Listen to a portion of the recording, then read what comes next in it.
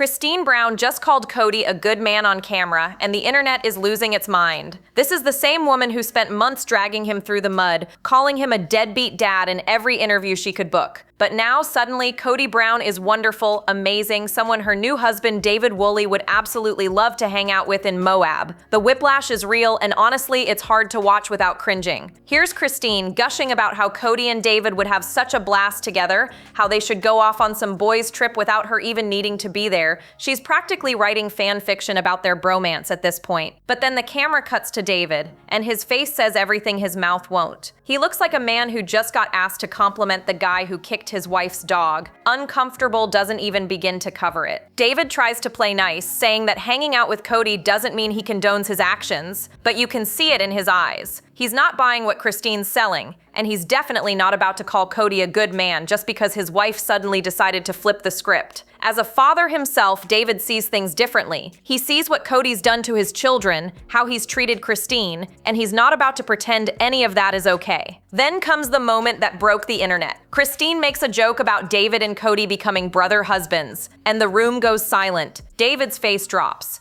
You can practically hear the record scratch, "Brother husbands? Is she serious right now?" The term alone is nauseating, implying some weird incestuous dynamic that nobody asked for. David immediately shuts it down, making it crystal clear that's never going to happen. But here's where things get interesting. Word on the street is that Kody's sudden change of heart isn't about personal growth or forgiveness. Sources close to the situation reveal there's a court order involved, one that specifically prohibits her from disparaging Kody. This wasn't some spiritual awakening where Kody decided to see the good in her ex-husband. This was legal strategy, plain and simple. She had to play nice on camera because a judge told her to, and David didn't get that memo because, well, he's not under any court order. The timing is suspicious too. Right around the same time Kody's filming these scenes about what a wonderful man Kody is, she's out there doing podcast interviews calling him a deadbeat. So which is it, Kody? Is he a good man or a deadbeat dad? The answer probably depends on whether there's a lawyer in the room. But that contradiction is exactly what makes this whole situation so explosive, because clearly something much bigger is happening behind those carefully crafted smiles. Let's pull back the curtain on what's really happening here, because this isn't just about Kody suddenly finding her inner zen. There's a court order floating around that specifically banned Kody from disparaging Kody, especially in front of their daughter Truly. Now, some people might argue that making public statements on a television show watched by millions technically counts as saying things in front of Truly, even if she's not physically in the room when they're filming. The kid has access to the internet after all. But here's what makes this whole situation even more twisted. While Kody's been walking on legal eggshells, trying to stay on the right side of that court order, Kody's been running his mouth like there's no tomorrow. He's the one who violated the exact same rules he apparently wanted enforced. During his big move out of the Hash Knife house, Kody told his brother he never wanted to speak to Kody again, didn't want to think about her, wanted to forget she even existed. Those were his actual words, caught on camera for the world to see. And when did that house close? November 2024. Want to know what else happened in November 2024? Kody Brown was served with child support papers for the very first time. The case was filed in Utah, and here's the really juicy part. That case is now completely sealed from public record. You can't find it. It doesn't exist in any searchable database. Why? Because Kody got special privileges that most people going through family court could only dream about. So while Kody's sitting there on national television saying he can't even stand to hear Kody's name, he's actively being sued by her for child support. The audacity is staggering. He knows there's a court order, he knows he's being filmed, he knows this footage is going to air on television, and yet he can't help himself. He has to make it clear just how much he despises the mother of his child, the woman he shares a minor daughter with. Kody even tried to excuse his behavior in the most Kody way possible. He admitted he was aggressive during the divorce,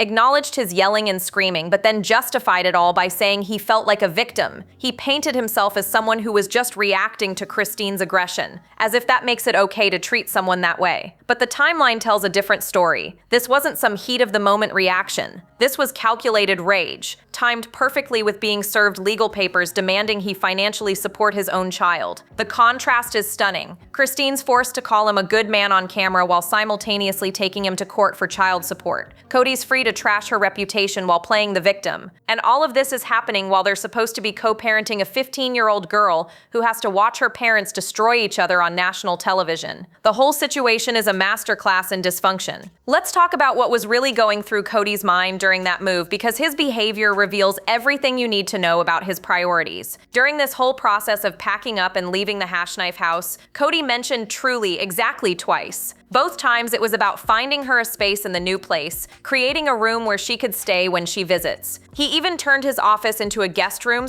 / Truly's room, painting himself as the devoted father making accommodations for his daughter. But here's the thing, why is it a guest room? Because deep down, everyone knows Truly's never actually going to sleep there. It's performative parenting at its finest, creating the illusion of being a present father while the reality couldn't be more different. The room exists so Kody can point to it on camera and say, "See, I made space for my daughter." But the label guest room gives away the truth. She's a guest in her own father's home, not a resident, not someone who actually lives there part-time. And while Kody's playing house with imaginary custody arrangements, he's simultaneously telling anyone who will listen that he hates Christine, can't stand to be around her, doesn't even want to acknowledge she exists. Think about that for a second. This is a man who has a minor child with this woman, a daughter who needs both her parents to at least be civil with each other, but Kody can't manage even that basic level of maturity because his ego won't allow it. The anger radiating off him during these scenes is palpable. He's not just upset, he's seething with rage, and anyone watching can tell exactly where that fury is coming from. Money, it always comes back to money with Kody Brown. The man built an entire life on the premise that he could spread his resources thin across multiple families,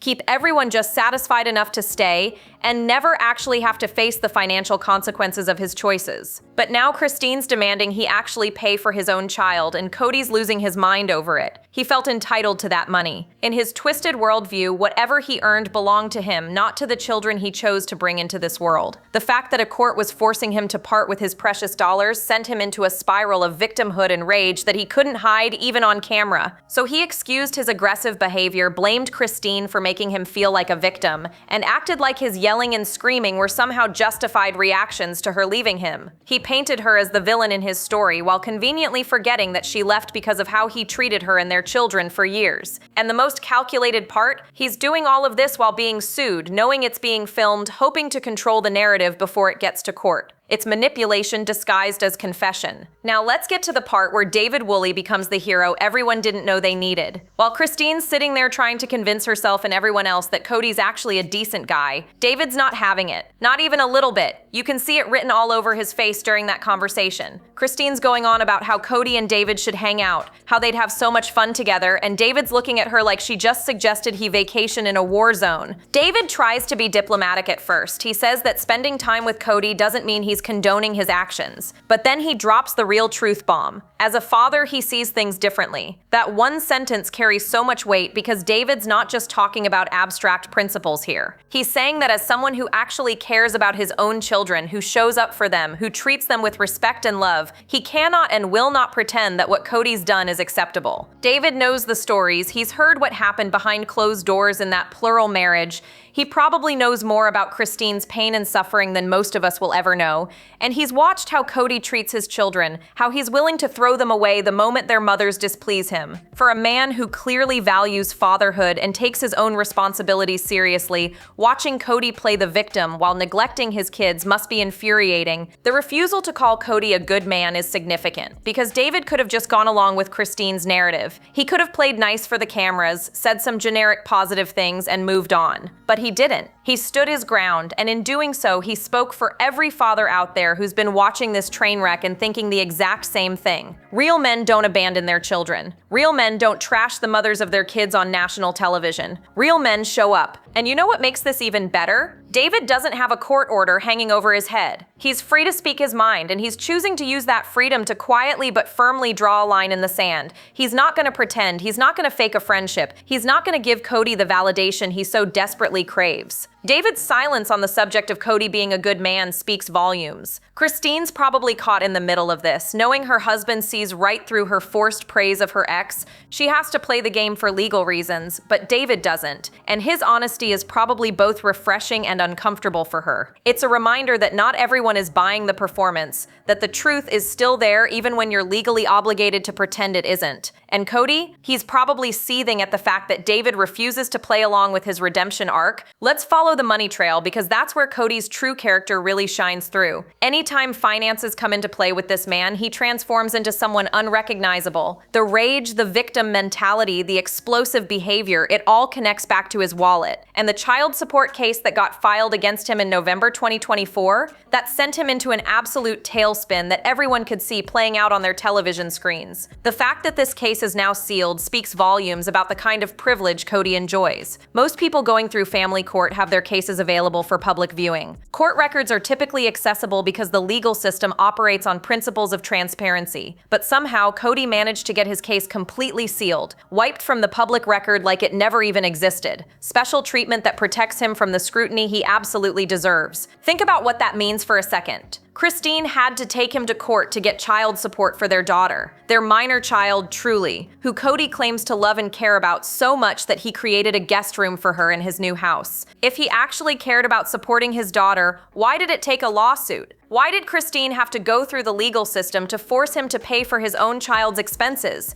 The answer is simple but infuriating. Kody didn't think he should have to pay. In his mind, whatever money he had was his money, not money that should go toward raising the children he brought into this world. He's operated his entire life on the principle that his wants and needs come first, and everyone else, including his own kids, can fight for the scraps. When Christine demanded he actually fulfill his financial obligations as a father, he saw it as theft, as her taking something that belonged to him, and that's why he was so furious during that move. He wasn't just angry about the divorce or about Christine leaving him. He was enraged that she had the audacity to demand money from him, to force him through legal channels to support Truly. Every box he packed, every room he emptied, he was stewing in resentment about having to part with his precious dollars. The victimhood narrative he kept pushing was really just code for how dare you make me pay for my own child. This pattern isn't new for Kody either. Throughout his entire time in plural marriage, money was always a source of control and conflict. He decided who got what, when they got it, and how much they deserved. The wives had to basically beg for resources while he made all the financial decisions. So when Christine escaped that dynamic and then had the nerve to demand court-ordered support, it shattered his illusion of control. He couldn't manipulate her anymore, couldn't dangle financial security over her head to keep her compliant, and that loss of power absolutely destroyed him. Here's where things get absolutely wild. While Christine's on camera singing Kody's praises, calling him a good man that David would just love to spend time with,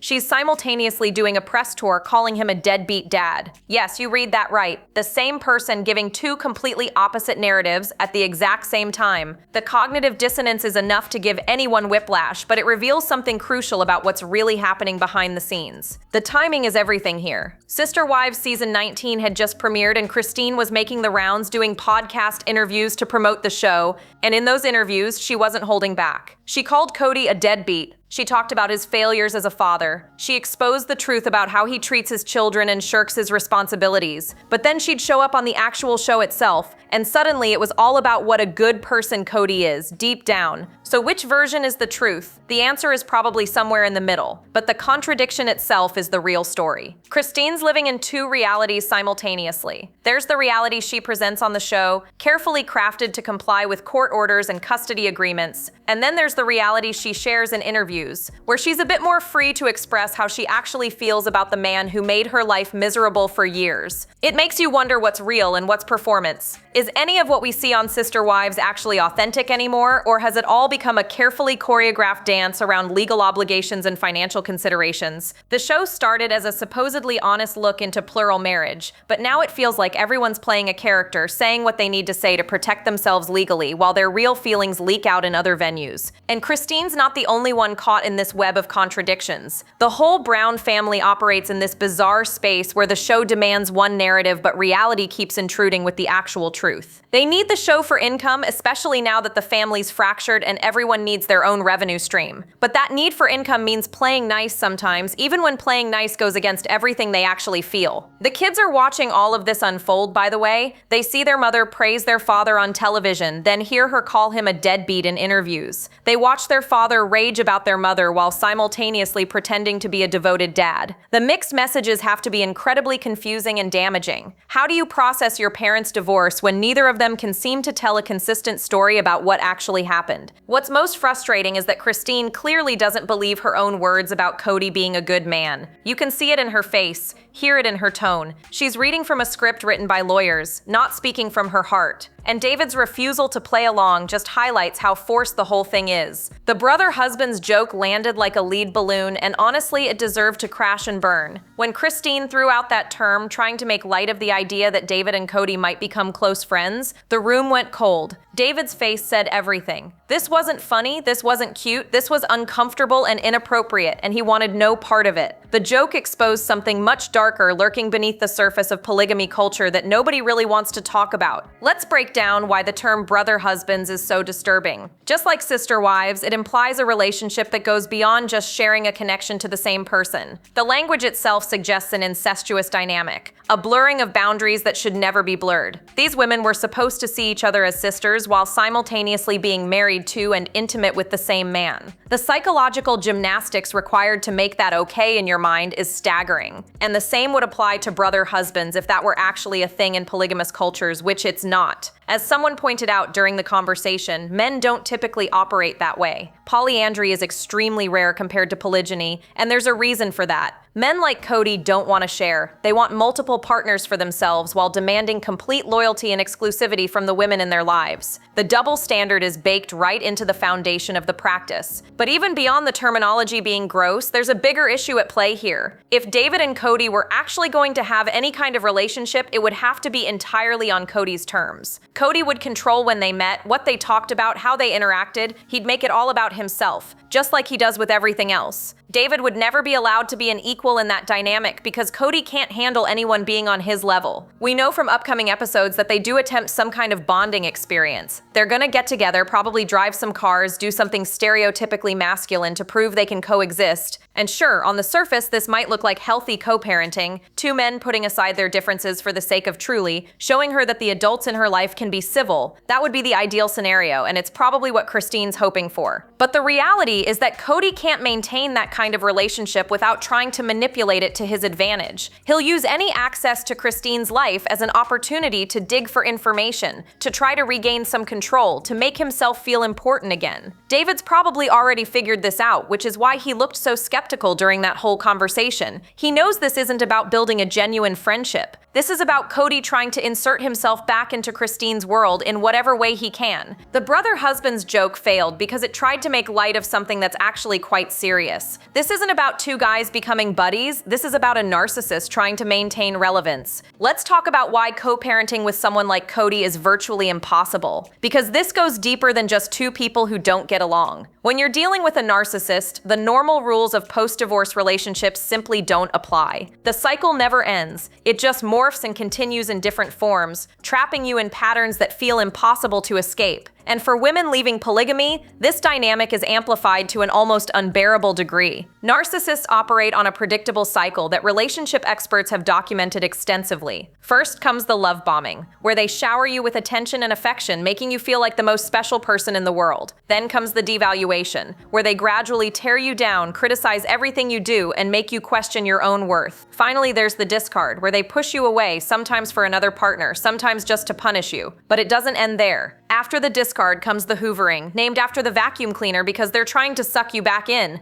They'll apologize, promise to change, remind you of the good times, do whatever it takes to get you back into their orbit. And if that doesn't work, there's breadcrumbing, where they give you just enough attention to keep you hoping, keep you engaged, keep you under their control. It's exhausting, it's manipulative, and it's exactly what makes healthy co-parenting impossible. When someone finally breaks free from that cycle, going back feels like stepping into quicksand. You start to remember how they twisted your words, manipulated your emotions, made you doubt your own reality. Narcissists are masters at gaslighting, at making you believe their version of events even when you know deep down it's not true. For women who've escaped that dynamic, maintaining any kind of relationship with their ex feels dangerous because they know how easily they could get pulled back in. This is especially true for women leaving polygamous relationships, and there's a specific reason why. Most polygamous men, especially ones like Kody, display strong narcissistic traits. They have to, in order to justify their lifestyle, they need to believe they're special enough, important enough, worthy enough to have multiple wives. That level of ego is practically a requirement for the role. And when one of those wives leaves, it shatters their entire self-image. That's why these men make their ex-wives' lives absolutely miserable after they leave. They refuse to share financial resources they once controlled. They smear their ex's reputation throughout the community, painting themselves as the victims and the women as the villains. They degrade and diminish the women's roles as mothers,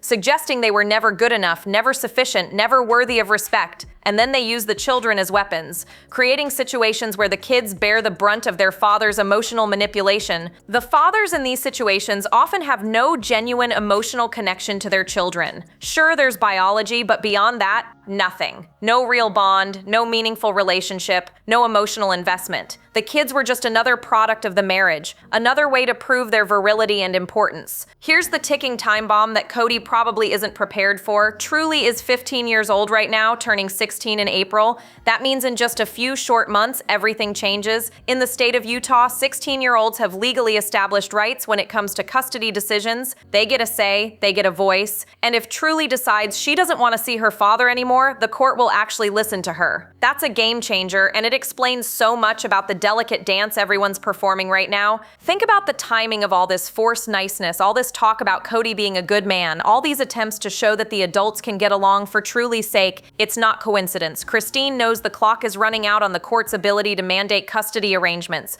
Once Truly turns 16, if she tells a judge she doesn't want visitation with Kody anymore, Christine can file a modification and the court can grant it. No more forced visits, no more pretending. Truly gets to choose. And let's be real about how often Truly probably sees Kody anyway. They live 8 hours apart. Christine and David are in Utah, while Kody and Robin are planted in Flagstaff. Kody barely travels outside of Flagstaff for anything that doesn't directly benefit him. So how often is he really making that 16-hour round trip to spend time with his daughter? The guest room he created for her in his new house is probably collecting dust because actual consistent visitation would require effort he's not willing to give. Christine can see the finish line. 6 more months, maybe less, and Truly has the power to end this charade. That's probably why Christine's willing to play nice right now, willing to call Kody a good man on camera even though she clearly doesn't believe it. She's running out the clock, keeping things civil enough that Truly doesn't feel caught in the middle, at least not more than she already is. It's strategic, it's calculated, and honestly, it's probably the smartest move Christine can make. Kody, on the other hand, seems completely oblivious to how precarious his position is. He's still acting like he has all the power, still treating Christine with contempt, still playing the victim while doing nothing to actually build a real relationship with Truly. He doesn't seem to grasp that his daughter is old enough to see through his act, old enough to make her own decisions about whether she wants him in her life. The guest room means nothing if she never wants to stay there. This explains why everyone's trying so hard to show they can cooperate for Truly's benefit. The car trip with David, the forced civility, the attempts at co-parenting, it's all about creating the appearance that the adults are handling things maturely, but appearances only matter so much when your 16-year-old daughter has already made up her mind about whether she wants you around. So let's cut through all the performative nonsense and talk about what's really bubbling under the surface here. This isn't about two mature adults learning to co-parent effectively. This isn't about Kody and David becoming friends for Truly's sake.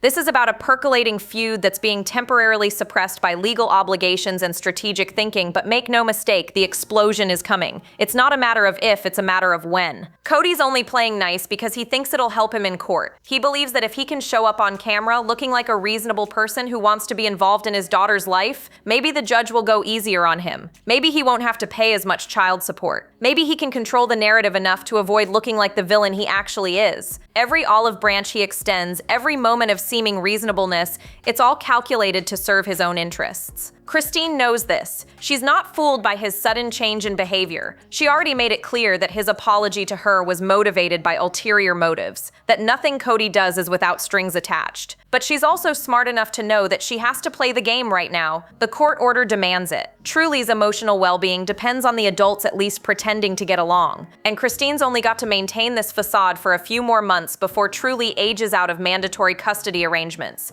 David sees right through all of it too. He's watching Kody Kody manipulate the situation, watching him try to play the devoted father while actually being anything but. And David's refusal to call Kody a good man is his quiet rebellion against the whole charade. He can't stop Christine from saying what she needs to say for legal reasons, but he's not going to validate Kody's act with his own words. That small act of resistance speaks volumes. Behind all the forced smiles and awkward conversations about brother husbands, there's a financial battle raging. Kody's trying desperately to stop the bleeding, to minimize what he has to pay, to retain whatever control he still has over the situation. But Christine's done being controlled. She left the marriage. She filed for child support. She's building a new life with a man who actually treats her with respect. Every move Kody makes to try to claw back power just highlights how much he's already lost. The truth is, this entire situation is unsustainable. You can't force people to pretend forever. Eventually, someone's going to crack. Maybe it'll be when Truly turns 16 and exercises her right to refuse visitation. Maybe it'll be when the court case reaches a conclusion that Kody can't accept. Maybe it'll be when David finally runs out of patience for Kody's nonsense. But something's going to give, and when it does, all of this carefully maintained civility is going to shatter into a million pieces, revealing the dysfunctional mess that's been there all along. So what do you think about this simmering feud disguised as co-parenting? Drop your thoughts below, hit that like button, and make sure you're subscribed so you don't miss what happens when this whole thing finally explodes. Trust me, you'll want to be here for that.